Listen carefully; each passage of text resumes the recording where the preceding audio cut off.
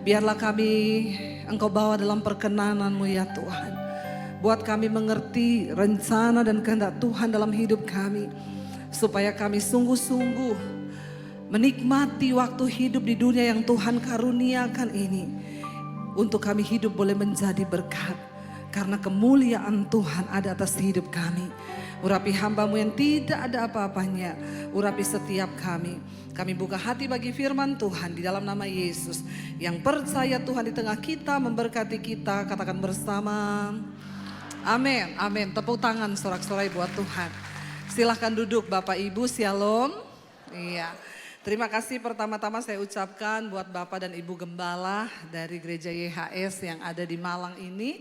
Ya, saya percaya bahwa semua karena anugerah Tuhan. Ya, terima kasih buat kesempatannya sekali lagi saya boleh melayani di sini. Bapak Ibu, ya tidak ada yang lain yang kita rindukan di dalam hidup pengiringan kita kepada Tuhan. Selain kita ini hidup dan melihat kemuliaan Tuhan. Amin. Ya, karena ketika Tuhan memanggil kita untuk percaya kepada Dia, Tuhan sudah menyediakan kemuliaannya bagi kita. Dan apa yang terpenting yang harus kita dapatkan di dalam hidup pengiringan kita kepada Tuhan, yaitu ya kemuliaan Tuhan itu. Karena kemuliaan itu berbicara tentang kemenangan. Kemuliaan Tuhan berbicara tentang kelepasan, tentang semua hal yang kita rindukan terjadi. Saya banyak mendapatkan konseling, ibu saya ini sudah bertahun-tahun ikut Tuhan. Saya sudah berdoa, saya sudah ini, saya sudah itu, saya sudah ini dan itu. Tapi kenapa saya tidak mengalami ya yang namanya kemuliaan Tuhan? Saya tidak mengalami yang namanya ini ya kelepasan seperti yang saya dengar dan saya baca di dalam firman Tuhan. Hari ini kita akan belajar dari kisah hidup bangsa Israel. Bagaimana ketika bangsa Israel mengalami kehilangan kemuliaan Tuhan. Ya, saya akan ambil dari 1 Samuel pasal yang keempat. Saya sedikit beritahu kepada kita kisahnya. Pada waktu itu ketika Tuhan sudah tidak berkenan atas Imam Eli dan keluarganya. Ya, Imam Eli adalah orang yang dipilih menjadi imam ketika itu di Silo. Ya, dan dia menjadi imam membawa bangsa itu untuk dekat kepada Tuhan. Tapi kegagalan Eli adalah ketika dia membiarkan kedua anaknya itu hidup di dalam dosa. Ya, dosa apa yang dilakukan oleh anak-anaknya Eli? Mereka mengambil bagian Tuhan. Ya, kalau bangsa Israel datang mempersembahkan korban bakaran, ya kambing, domba, sapi untuk dipersembahkan sebagai korban penghapusan dosa. Anak-anaknya itu meminta. Harusnya itu korban diolah dulu bagi Tuhan pertama kali dipersembahkan. Tapi anak-anak Imam Eli berkata, berikan kepada kami. Lalu petugasnya berkata, ini kita buat Tuhan dulu, gak usah, pokoknya kami mau bagian ini. Mereka yang tentukan apa yang menjadi hak mereka. Dan Tuhan marah, bahkan ketika pada waktu itu anak-anak Imam Eli, Hofni dan Pinehas, mereka meniduri ya wanita-wanita yang melayani ya di bait Tuhan pada waktu itu. Mereka melakukan segala kecemaran, kenajisan, percabulan bahkan di rumah Tuhan. Dan itu menjadi satu dosa yang Tuhan berkata kepada Imam Eli, karena engkau membiarkan anak-anakmu hidup tidak menghormati aku, maka mulai dari hari ini aku akan menghukum engkau dan keluargamu. Dan Tuhan berkata, tidak ada lagi korban apapun yang dapat menghapus dosa keluarga Imam Eli. Maka satu keadaan yang sangat malang bagi seorang manusia ya adalah ketika dia dosanya tidak diampuni. Amin apa amin? Ya, firman Tuhan berkata, berbahagialah orang yang dosanya diampuni dan yang meninggalkannya. Ya, tetapi terkutuklah orang yang dosanya bahkan tidak diampuni. Tuhan berkata, tidak ada lagi korban yang bisa menghapus dosa dari Imam Eli dan keluarganya. Sejak hari itu Tuhan mulai memilih seorang pengganti, yaitu Samuel, yang akan menggantikan Imam Eli. Dan kita melihat dalam keadaan itu Israel hidup kehilangan kemuliaan Tuhan. Bapak Ibu, seringkali kita merasa kita masih ke gereja, kita masih melakukan rutinitas kekristenan kita. Tapi tanpa kita sadari seringkali kita ini hidup tanpa kemuliaan Tuhan. Waktu engkau hidup dalam kemuliaan Tuhan, semua orang akan melihat, wow, dia sungguh orang yang disertai Tuhan. Amin. Karena kita adalah suratan Kristus yang terbuka, yang hidup kita harusnya dapat dibaca oleh semua orang. Apa yang terjadi ketika kemuliaan Tuhan meninggalkan bangsa Israel? Mari kita lihat 1 Samuel pasal yang keempat. Tulisannya, judulnya di sana adalah tabut Tuhan dirampas, ya, Filistin merebut tabut perjanjian. Ayat yang pertama, perkataan Samuel dinyatakan kepada seluruh bangsa Israel. Ya, sekarang bangsa Israel pergi berperang menghadapi bangsa Filistin. Mereka berkemah di samping samping Ebenezer, dan bangsa Filistin berkemah di Afek. Ayat yang kedua, baca sama-sama ya supaya saudara tidak nganggur. Jadi saya juga ada temennya. Nanti kalau nganggur tidur. Orang itu kalau kebanyakan nganggur bahaya. Amin. Ya, supaya saudara aktif juga. Saya tahu nih banyak yang gak baca Alkitab di rumah. Jadi baca Alkitab di gereja. Yuk baca bersama 1, 2, 3. Bangsa Filistin mengatur posisi barisan mereka untuk menghadapi Israel. Pada saat terjadi pertempuran, bangsa Israel terpukul kalah oleh bangsa Filistin. Mereka menewaskan kira-kira 4.000 orang dari pasukan Israel di medan pertempuran. Israel kalah atau menang? Berapa ribu orang yang tewas? 4.000. Kalah. Israel kalah terhadap orang Filistin. Ayat yang berikutnya, lalu orang-orang itu masuk ke dalam kemah dan berkata para tua-tua Israel, mengapa hari ini Yahweh membuat kita kalah di hadapan bangsa Filistin? Marilah kita membawa tabut perjanjian Yahweh dari Silo ke tengah-tengah kita, agar tabut itu dapat menyelamatkan kita dari musuh-musuh kita. Ketika mereka kalah terpukul 4.000 orang mati, bangsa Israel berpikir, loh kan ada tabut. Tabut berbicara tentang kemuliaan Tuhan. Tabut itu berbicara tentang kehadiran Tuhan. Tabut itu berbicara tentang kemenangan. Tabut itu berbicara tentang kuasa Tuhan yang dahsyat. Kenapa kita nggak ambil tabut itu, lalu kita bawa ke tengah-tengah tempat pertempuran? Mereka percaya kalau tabut itu ada bersama-sama dengan mereka, maka mereka akan mengalami kemuliaan, yaitu kemenangan di medan pertempuran. Apa yang terjadi? Kita lanjutkan ayat yang kelima. Ayat yang keempat ya. Ayat yang keempat. Lalu baca bersama, bangsa itu mengutus orang ke Silo supaya mereka mengambil dari sana tabut perjanjian Yahweh Sabot itu. Yahweh semesta alam yang berdiam di antara kerub-kerub. Kedua anak laki-laki Eli, yaitu Hofni dan Pinehas, ada di sana bersama tabut perjanjian Elohim itu. Hofni dan Pinehas ada di sana. Mereka tahu tabut itu di sana dan mereka mengizinkan tabut itu dibawa pergi. Padahal mereka tahu tidak sembarangan untuk membawa tabut itu pergi dari sana. Ya, harus ada persetujuan dari Imam Eli dan lain sebagainya, tapi kedua anak ini mengambil alih, bahkan tidak bertanya apa-apa. Mereka membawa tabut itu. Ayat yang kelima berkata, ketika tabut perjanjian Yahweh itu masuk ke dalam perkemahan, seluruh orang Israel bersorak dengan nyaring sampai bumi bergoncang. Wow enggak? Wow.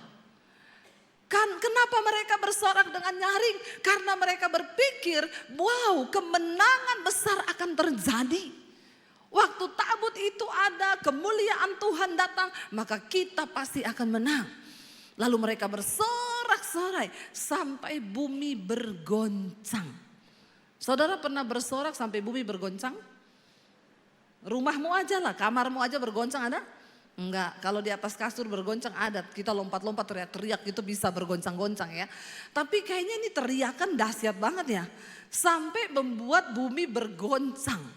Ya, dan apa yang terjadi ketika teriakan besar itu, ketika sorak-sorai itu terjadi, bahkan apa yang saya dapat di sini, saudara, teriakanmu, sorak-sorakmu, sekalipun membuat bumi bergoncang, belum tentu itu menggoncangkan hati Tuhan. Amin. Ya, jangan cuma hebat di gereja waktu nyanyi, ya. Kita nyanyi dengan luar biasa. Kita buat iblis gemetar. Ya. Sampai di rumah iblis buat kita gemetar. Ya, itu yang banyak saya lihat sih dari orang Kristen, ya. Bukan soal lompat-lompatmu seperti apa. Sekalipun bumi bergoncang karena teriakanmu, belum tentu hati Tuhan tersentuh.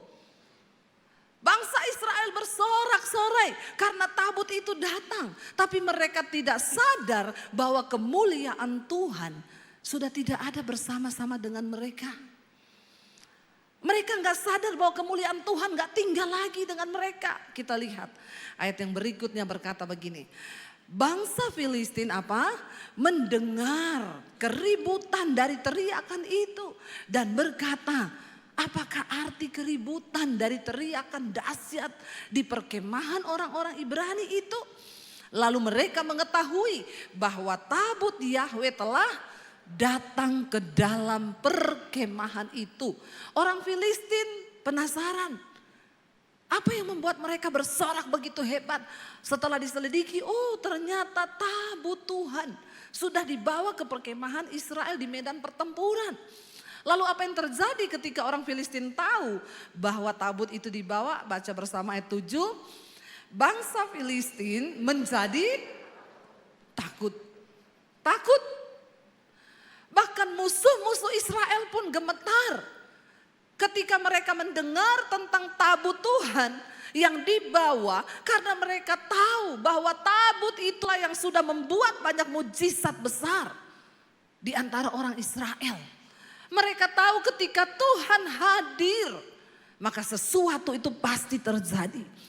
Mereka tahu bahwa ketika Tuhan, ya, yang semesta alam itu ada di pihak Israel, maka mereka nggak bisa berbuat apa-apa. Dikatakan di sana mereka berkata, mereka menjadi takut. Mereka berkata, Elohim telah datang ke dalam perkemahan itu. Lalu mereka juga berkata, celakalah kita sebab belum pernah ada yang seperti itu sebelumnya. Mereka sangat tahu tidak ada Tuhan yang seperti Tuhannya orang Israel. Tidak ada kuasa lain yang sebelumnya pernah terjadi di tengah-tengah orang Israel. Bagaimana ketika kemuliaan Tuhan itu hadir, sesuatu yang luar biasa pasti terjadi. Kita lihat ayat yang ke-8, ayat yang ke-9, ayat yang ke-8 berkata, celakalah kita. Orang Filistin bilang, sudah celaka kita pasti. Siapakah yang akan melepaskan kita dari tangan Elohim yang hebat itu? Itulah Elohim yang telah menghajar bangsa Mesir dengan setiap tulah di padang gurun. Mereka mendengar apa yang dilakukan oleh Tuhan ketika Tuhan hendak membebaskan umatnya bangsa Israel. Tulah demi tulah terjadi. Mereka juga tahu bahwa Tuhan yang sama yang menyertai bangsa itu yang sudah membelah laut. Sehingga pasukan Fir'aun mati semua tenggelam di laut itu. Mereka juga tahu Tuhan yang sama itu, Tuhan yang berjalan bersama-sama bangsa Israel, yang memberi tiang awan ketika panas terik itu datang. Mereka juga tahu Tuhan itu yang memberi sinar, memberi tiang api di tengah malam kegelapan di padang gurun. Mereka tahu Tuhan yang sama, Elohim itu yang sudah menurunkan mana dari sorga. Itulah kemuliaan Tuhan. Itulah kedahsyatan Tuhan. Biar musuh-musuhmu, biar orang lain melihat bahwa hidupmu itu disertai Tuhan. Sehingga mereka akan berkata, wow, sungguh Tuhan yang dia sembah itu Tuhan yang dahsyat. Karena itu jangan biarkan kemuliaan itu hilang dari hidupmu. Kita akan lihat bersama apa yang terjadi. Bangsa Filistin takut, gemetar melihat Elohim datang bersama-sama orang Israel. Lalu mereka berkata begini, kuatkanlah dirimu, orang Filistin. Dia bilang, kuatkanlah dirimu dan bertindaklah berani seperti seorang laki-laki. Memang laki-laki itu harusnya berani. Amin Bapak-bapak. Di sini nggak ada laki-laki yang penakut kan? Kalau kau penakut sebagai laki-laki, berhenti jadi laki-laki. Terus jadi apa Bu? Cucok meong. Jangan jadi cucok meong ya. Harus bertindak seperti seorang laki-laki yang dewasa. Ya. Dan ini bagi kita semua juga di sini. Ya, artinya apa? Spiritnya itu loh yang harus kita ambil. Walaupun kita wanita, kita harus bertindak seperti seorang laki-laki ketika di dalam perjuangan iman. Artinya apa? Laki-laki itu ya lambang dari kekuatan, kedewasaan. Tapi ada yang bilang, Bu, suami saya itu enggak dewasa-dewasa. Memang susah mengukur kedewasaan laki-laki. Kecuali ketika dia ada di tukang potong rambut. Kalau dia bayarnya 50.000 itu berarti dia laki-laki dewasa. Karena ada tulisannya dewasa 50.000, anak-anak 25.000. Ya, hanya di situ saja kelihatan kedewasaan laki-laki itu. Waktu dia bayar potong rambut. Tapi di sini tidak, semua laki-lakinya dewasa, amin. Haleluya. Kok aminnya kurang mantap gitu ya. Ya, laki-laki yang dewasa itu menjadi imam yang benar bagi rumah tangganya. Suami yang benar bagi keluarganya. Yang berdiri teguh di dalam firman. Amin Bapak-bapak. Itu adalah tanggung jawabmu. Ya, harus bawa istri dan anak-anakmu takut Tuhan. Kalau engkau saja sebagai seorang imam sudah tidak berdiri benar, maka rumah tanggamu pasti goyang. Orang Filistin berkata, jangan takut, kuatkanlah dirimu, bertindaklah sebagai seorang laki-laki. Hai orang-orang Filistin, supaya kamu tidak menjadi budak orang-orang Ibrani itu. Sebagaimana dahulu mereka adalah budak-budakmu. Kamu harus memberanikan diri dan berperanglah. Satu yang membuat orang Filistin menjadi semangat, mereka bilang, jangan sampai kamu kalah dan kamu akan jadi budak. Menjadi budak itu tidak enak. Demikian juga menjadi budak dosa itu tidak enak. Ada banyak orang Kristen yang hidup sebagai budak dosa. Setiap hari dia jatuh dalam dosa yang sama, engkau sedang diperbudak. Hari ini apapun yang memperbudak hidupmu, lepaskan di dalam nama Yesus. Ada orang yang berkata, Bu, saya sukanya selingkuh Bu. Tapi saya tahu itu dosa Bu, tapi saya mau lepas nggak bisa-bisa ya Bu. Saya bilang, ya kamu mau lepas, kamu udah tahu. Itu sama dengan orang bilang gini, saya ini tiap hari jatuh di got Bu. Tapi saya bingung ya jatuh terus kenapa? Soalnya saya mainnya deket got. Nanti kalau jatuh di got, yang salah siapa? Got. Ya, kayak ada bapak-bapak di Sulawesi. Istrinya bilang, kalau kau pulang gereja, kau jangan habiskan itu anggur perjamuan, nanti kau mabuk lagi. Dia bilang tidak, nanti kau jatuh di got, saya malu tahu. Setiap kali kamu pulang gereja, kamu mabuk, kamu jatuh di got. Nanti orang datang panggil, Bu itu loh suaminya di got. Dia bilang, saya malu. Suaminya bilang, tenang, saya sudah hafal di mana itu got. Jadi saya tidak mungkin jatuh di got. Ya, bener. Besoknya pulang gereja orang datang, Bu suamimu jatuh di got. Dia datang ambil suaminya. Saya kan sudah bilang Pak, saya itu malu kau jatuh di got terus karena mabok. Keluar kau. Dia bilang, kemarin tidak ada got di sini. Kenapa? Ada got. Siapa yang pindahin nih got ke sini? Nah, yang salah got. Orang itu kalau diperbudak dosa, ya selalu dia salahin orang. Ya, jangan engkau mau diperbudak.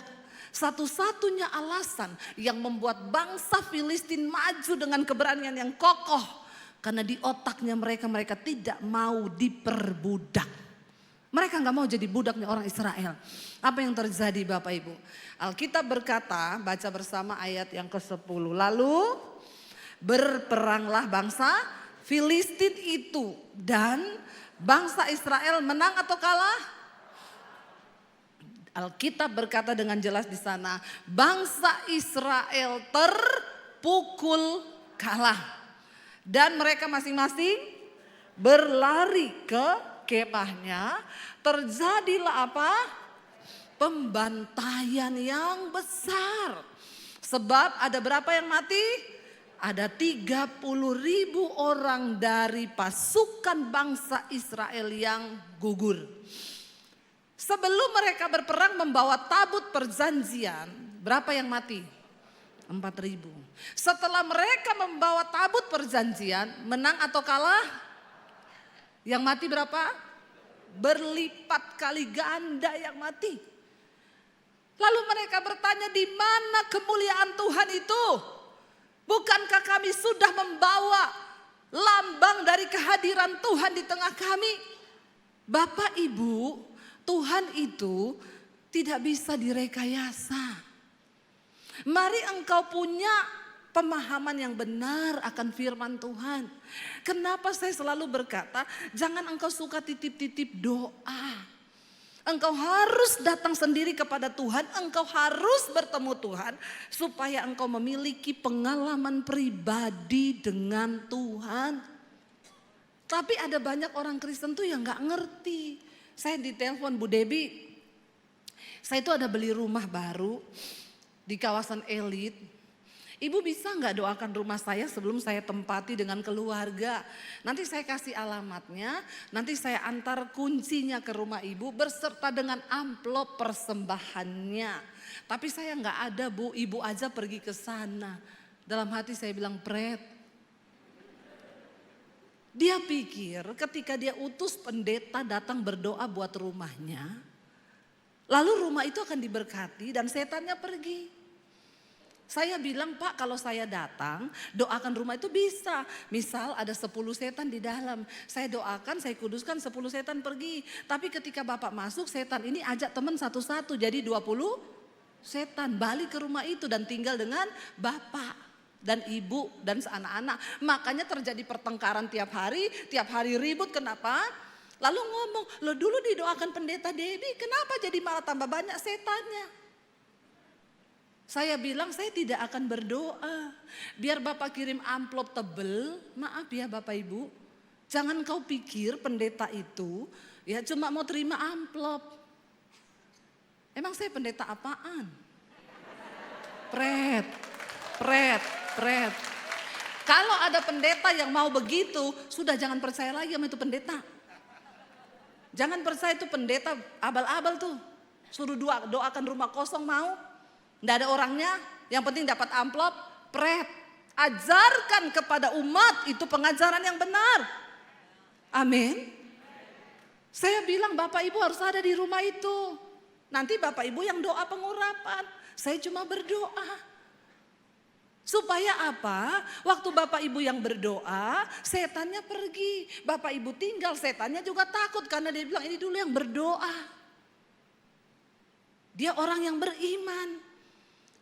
Jangan kau itu punya pemahaman yang salah, makanya sekalipun kau pelayanan, sekalipun kau bayar persepuluhan, persembahan, kau pakai kalung salib yang besar, di rumahmu ada gambar Yesus yang gede, kau pikir setan takut? Hello?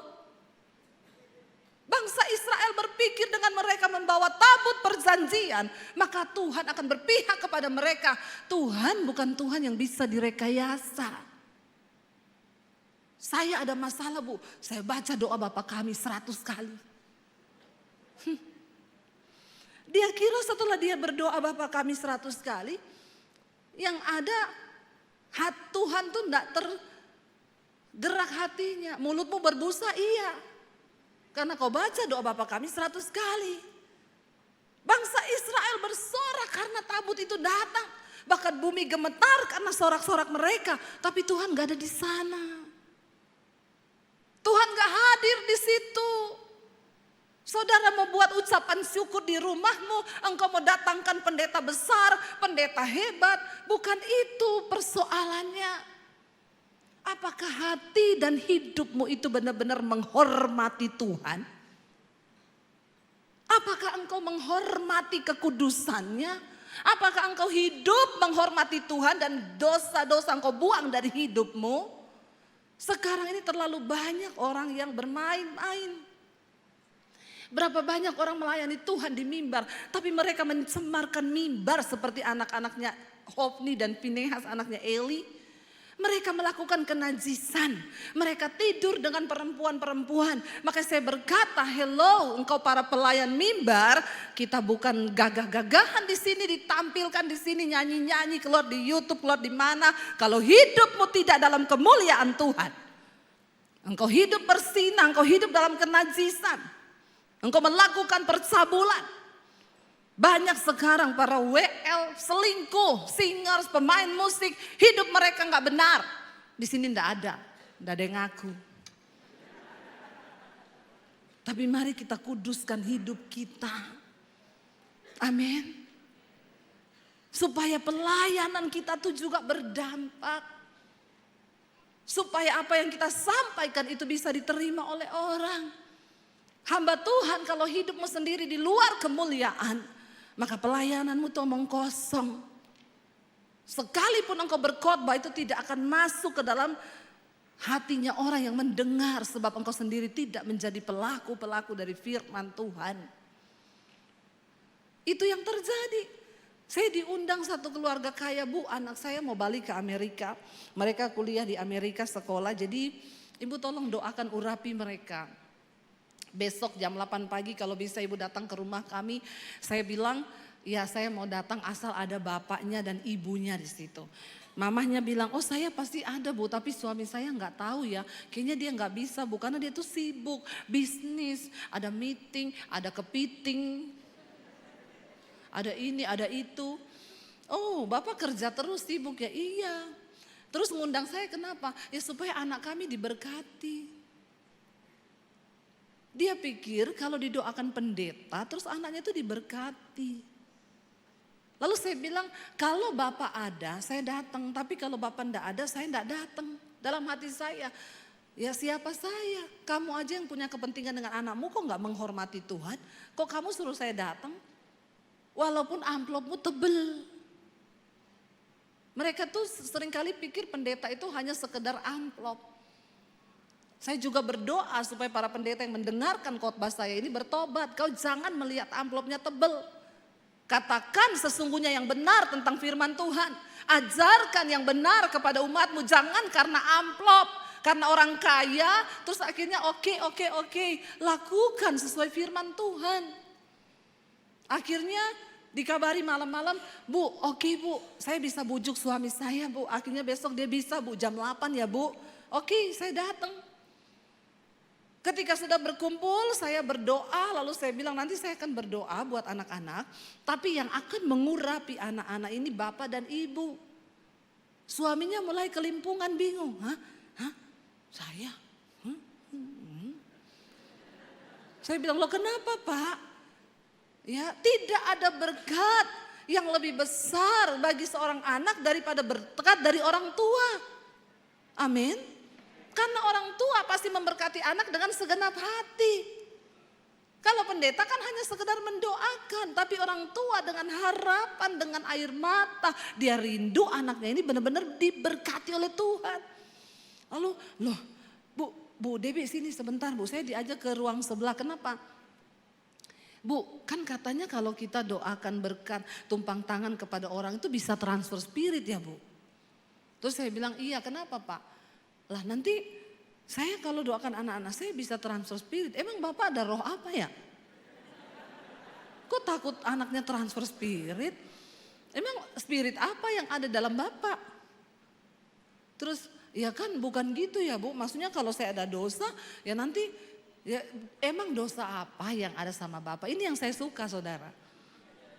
Ya, kenapa? Kenapa saya panggil? Karena saya tahu yang begini-begini ini.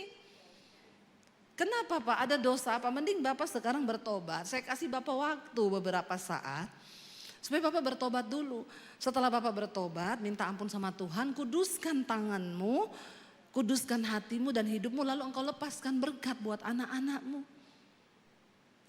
Terus, oh iya Bu, sebentar ya Bu.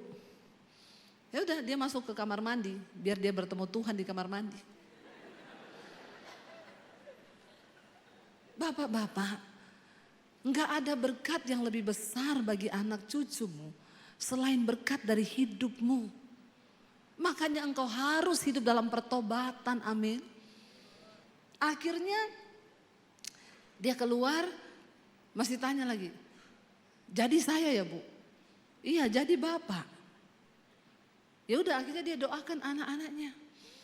Itu yang benar. Jangan engkau pikir ketika engkau panggil pendeta hebat, terus anakmu diberkati gitu. Tuhan tuh gak bisa direkayasa. Tuhan tuh gak bisa main-main. Kau pikir kau bisa sogok Tuhan? Gak bisa. Karena persembahan hidup, pertobatan itu yang lebih menyenangkan hati Tuhan.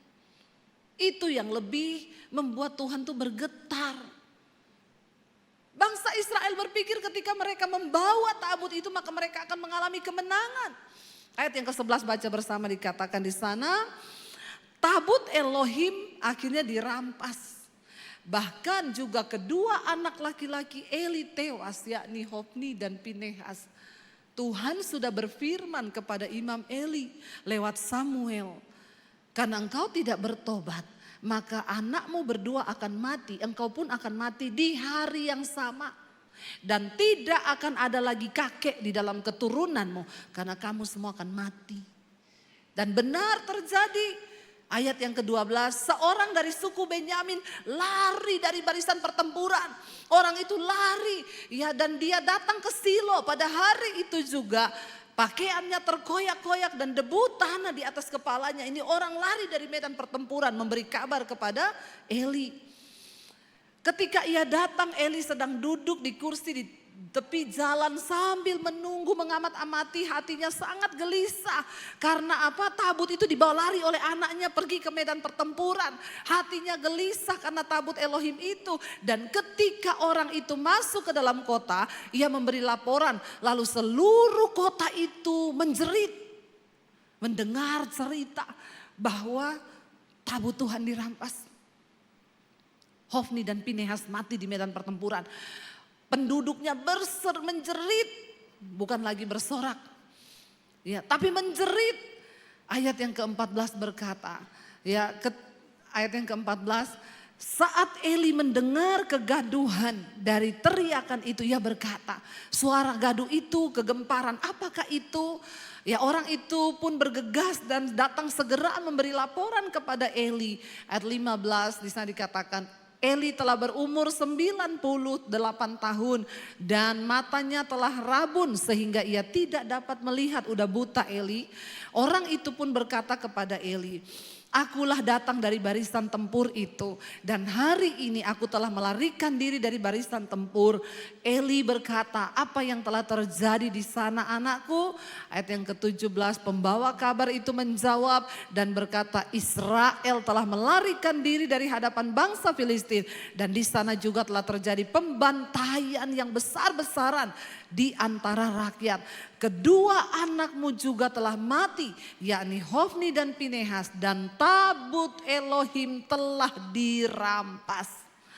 Lalu dikatakan ketika ia menyebutkan tentang tabut Elohim itu dirampas, Eli terjatuh ke belakang dari tempat duduknya di pinggir pintu gerbang, lehernya patah dan ia pun mati pada hari yang sama dengan kedua anaknya itu yang mati. Karena orang itu telah tua dan gendut berat, makanya jangan gendut-gendut. Eli telah menjadi hakim atas Israel selama 40 tahun. Tragis matinya. Dan ayat yang berikutnya berkata, waktu itu menantu perempuannya, istri dari Pinehas sedang hamil tua dan hampir melahirkan. Ia mendengar kabar tentang tabut Elohim itu yang telah dirampas dan mendengar bahwa ayah mertuanya serta suaminya mati. Telah mati semua. Lalu ia membungkuk dan bersalin karena memang waktu melahirkan telah tiba. Saat itu juga melahirkan istrinya Pinehas. Dan ayat yang berikutnya berkata, menjelang saat kematiannya, mati juga dia habis melahirkan. Wanita-wanita yang berdiri di sampingnya berkata kepadanya, jangan takut, engkau telah melahirkan seorang anak laki-laki. Tetapi ia tidak menjawab, bahkan tidak memperhatikannya. Lalu ia menamai anak itu Ikabod sambil berkata, kemuliaan Tuhan meninggalkan Israel. Sebab tabut Elohim telah dirampas dan karena ayah mertuanya serta suaminya telah tiada. tragis apa yang menimpa bangsa Israel. Ikabod, kemuliaan Tuhan telah meninggalkan. Mari kita berdoa Bapak Ibu, sebagai orang percaya, anak-anak Tuhan. Mari hidup takut dan hormat akan Tuhan. Tuhan tidak bisa direkayasa. Dia melihat hatimu, dia melihat hidupmu. Kita yang sungguh-sungguh takut akan Tuhan. Mari kita hormati Tuhan. Mari kita mau berkata, Tuhan, kami mau meninggalkan apa yang ada di belakang kami. Dan kami mau mengarahkan hidup kami kepada apa yang di depan. Kita mau katakan di hadapan Tuhan. Kami mau tinggalkan hidup lama kami Tuhan. Kami mau sungguh-sungguh hidup dalam hidup yang baru bersama Engkau.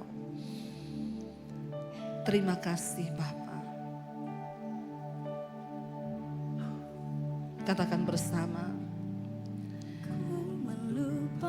Amin Tuhan. Yang di belakangku,